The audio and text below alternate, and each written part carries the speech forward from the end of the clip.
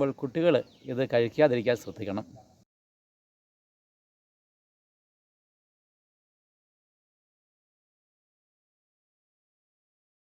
Hi, ജോസിയൻ green ബ്ലോഗ്സിലേക്ക് സ്വാഗതം. ഇന്നൊരു പ്രത്യേക കാര്യം പറയാൻ വേണ്ടി വന്നതാണ്.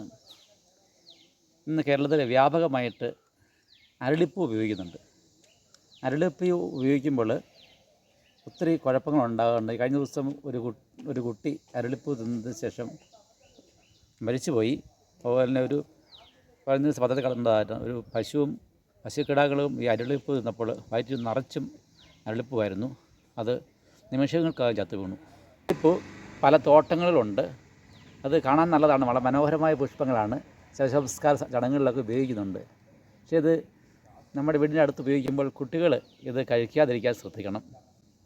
ഇത് കഴിച്ചാൽ ഹൃദയത്തെയും ഹൃദയധമനികളെയും ശ്വാസകോശത്തെയും ബാധിക്കുകയും പെട്ടെന്ന് മരണം ഉണ്ടാകുകയും ചെയ്യും.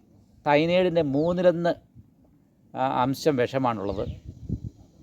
ഇത് ഇതുകൊണ്ട് വളരെ ഇച്ചിരി കൂടുതൽ കഴിക്കുകയാണെങ്കിൽ പെട്ടെന്ന് മരണം ഉണ്ടാകും.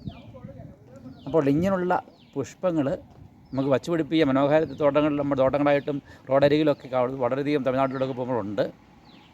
കുട്ടികളെ അതുപോലെ മുതിർന്നവരൊക്കെ ഇത് ശ്രദ്ധിച്ചില്ലെങ്കിൽ വളരെ അപകടം ഉണ്ടാക്കുന്നതാണ്.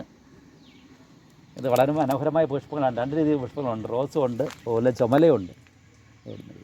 പിന്നെ ഇവിടെ നിൽക്കുന്നത് മുപ്പത്തറ പള്ളിയുടെ അടുത്തുനിന്നാണ്. പക്ഷേ അകലെയാണ് ഈ ചെടി നട്ടിരിക്കുന്നത്. ഒരു കുഴപ്പമില്ല.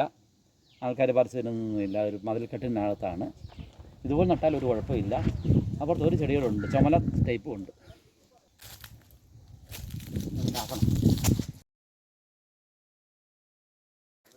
ഇത് ചുവപ്പ് നട്ടുള്ള അരളിപ്പൂവാണ്. എന്തായിരുന്നു ആൾക്കാർ വളരെ സൂക്ഷിച്ച് ഉപയോഗിക്കുക. റോസപ്പൂ പോലെ മണക്കാനുള്ളതല്ല. അപകടം പതിയിരിക്കുന്നുണ്ട്. ഒത്തിരി ആൾക്കാർ ഈ അടുത്ത നാളായിട്ട് മരണപ്പെട്ടു. അതുപോലെ നമ്മുടെ കന്നുകാലികൾ തിന്നാതെ. ഈ പൂക്കളെല്ലാം മണമൊക്കെ ഉള്ളതാണ്, നല്ല സുഗന്ധമാണ്. പക്ഷേ ഒത്തിരി നേരം ഒന്നും മണത്തോണ്ടിരിക്കരുത്. അത് കുഴപ്പങ്ങളാണ്. അത് അബോധാവസ്ഥയൊക്കെ ഉണ്ടാകും. ശവസംസ്കാര ചടങ്ങുകളിലൊക്കെ ഉപയോഗിക്കാം. അത് നിരോധിക്കുന്ന ആവശ്യമൊന്നുമില്ല.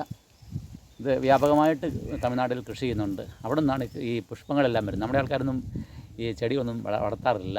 നമുക്ക് തർക്കങ്ങളും ബഹളങ്ങളുമാണ് ഇവിടെ ഉള്ളത്.